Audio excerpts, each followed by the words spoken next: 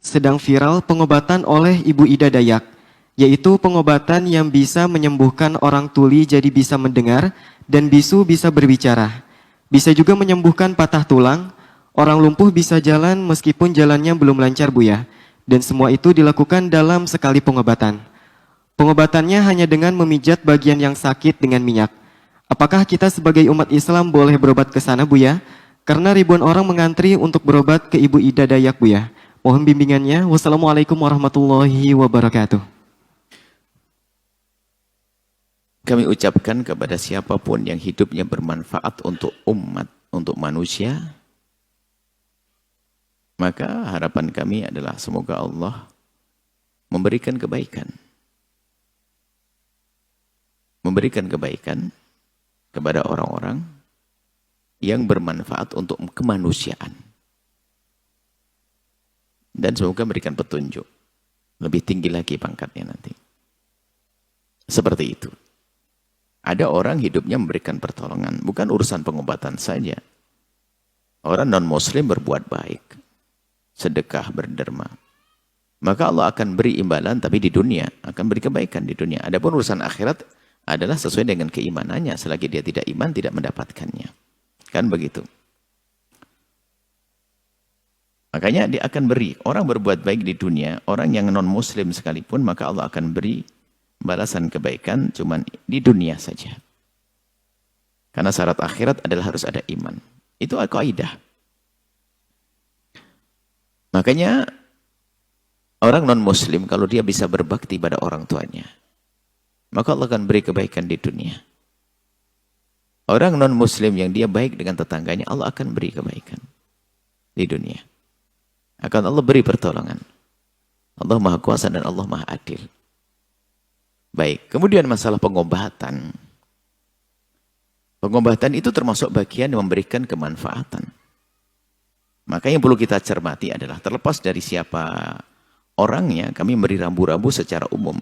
Sebab hari ini bisa saja keluar fulan, si A, besok keluar si B, berikutnya si C. Cuman rambu-rambu dalam pengobatan semacam ini. Dari pertanyaan, apakah boleh kita berobat kepada orang non-muslim? Jawabannya adalah, jika itu pengobatan yang sifatnya mengandalkan keahliannya, maka hal itu bukan sekedar boleh, memang kita diajarkan, diperintahkan untuk kita bertanya kepada orang yang punya keahlian. Sehingga dokter, kita boleh pergi ke dokter yang non-muslim sekalipun. Urusannya gigi, memang dia jago gigi. Maka kita bawa ke gigi kita agar dibenahi oleh seorang non-muslim sekalipun. Tentunya masalah dalam Islam ada aturan dokter laki perempuan itu kan ada aturan dalam Islam. Tapi secara umum, Anda seorang wanita muslimah, ingin benahi gigi Anda kepada seorang dokter non-muslim, maka sah-sah saja. Ini berkenaan dengan keahlian. Termasuk operasi segala macam, sama, diperkenankan. Karena berkenaan dengan keahlian. Keahlian adalah sesuatu yang dipelajari secara zahir. Maka jika halnya semacam itu kepada siapapun, pengobatannya sah. Karena dia keahlian. Operasi, jahit segala macam, menjahit luka segala macam, ya sah-sah saja. Atau apapun. Termasuk ilmu pijit sekalipun. Anda seorang laki-laki yang pijit kepada seorang laki-laki non-muslim. Maka sah saja. Karena memang keahlian itu tentang pijit. Jadi sebatas keahlian, maka Anda boleh. Nah, tapi kalau sudah dihubungkan dengan sesuatu keyakinan, maka ini menjadi kisahnya berbeda. Saya tidak tahu, ini bukan membawa kepada si A, si B. Misalnya, ada orang dengan cara pengobatan. Lalu, orang tersebut dengan keyakinannya, minta kepada yang diyakini untuk menyembuhkannya. Maka Anda tidak boleh datang. Karena bisa saja di sana istidraj, kemudian seorang datang, kemudian sembuh, tambah bahaya. Kenapa? Secara otomatis akan berubah keimanannya. Padahal itu ujian dari Allah disembuhkan. Yang menyembuhkan itu Allah, tapi kenapa? Diuji. Ujian berat bagi kita. Berangkat ke orang yang suka ngobati, tapi menghubungkan dengan keyakinannya, lalu disampaikan kepada pasien, tak taunya sembuh. Pasiennya bisa berubah iman. Ini bahayanya. Tapi selagi tidak ada hubungannya dengan hal-hal keyakinan semacam itu, maka sah saja kita pergi. Seperti dokter dan lainnya, tukang pijat dan sebagainya, atau istilahnya di Jawa sangkal putung. Kalau ini sah-sah saja, kalau memang itu memang keahlian dan terbukti. Dan tidak menghubungkan dengan keimanan. Tapi kalau sudah, saya akan minta kepada Tuhan saya namanya pohon pisang, semoga engkau sembuh. Nah, nggak boleh kita datang. Sembuh betulan, kita besok beriman kepada pohon pisang. Nah, makanya tolong perhatikan. Ini terlepas dari benar tidaknya berita itu. Jadi rambu-rambu dalam berobat semacam itu. Jika dihubungkan keyakinan, nggak boleh Anda datang. Bisa jadi Anda sembuh, ujian bagi Anda. Iman Anda hilang, na'udzubillah. Makanya kenapa tidak boleh datang ke dukun dan sebagainya? Karena dukun tidak disebutkan kepada Allah, menyebabkan sesuatu yang membahayakan. Tak taunya sembuh, yang menyembuhkan Allah sebetulnya. Cuman melalui, jadi Allah memberikan rizki, memberikan pengobatan, bisa saja melalui cara benar, melalui cara tidak benar. Allah memberikan kekayaan pada seseorang, ada dengan cara dagang jujur, ada dengan cara ngerampok. Bisa kaya orang merampok, bisa. Tapi kaya yang ngerampok. Koruptor bisa kaya, kaya korupsi. Jadi bisa saja rizki itu Allah berikan kepada manusia dengan cara benar, dengan cara yang baik. Dengan cara yang jelek. Termasuk pengobatan bisa saja ujian. Diuji oleh Allah dengan berobat dengan cara yang haram, na'udzubillah. Cara yang tidak benar atau cara benar. Maka Anda harus paham dalam hal ini. Adapun orang itu punya agama tertentu, ya suka-suka. Orang yang non-muslim. Ini akan rambu-rambu seorang muslim. Anda seorang muslim. Yang harus Anda jaga pertama adalah iman Anda. Makanya kenapa datang pendukunan itu? Karena dukun yang sesungguhnya yang mempercayai tentang hal aneh-aneh begitu, itu bahaya. Sudah kita datang ke sana, lalu berubah keyakinan kita. Benar juga ini, wah. Akhirnya tanya, Pak, siapa sih yang dipanggil-panggil itu? Nah, ini. Akhirnya mempercayainya, keluarlah dari keimanan semacam itu.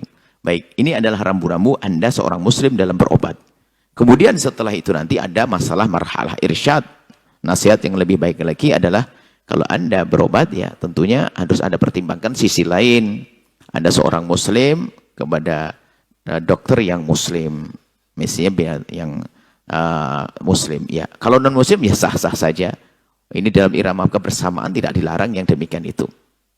Kalau muslimah, ya pilihannya misalnya muslimah, seorang muslimah, lihat, harus membuka auratnya.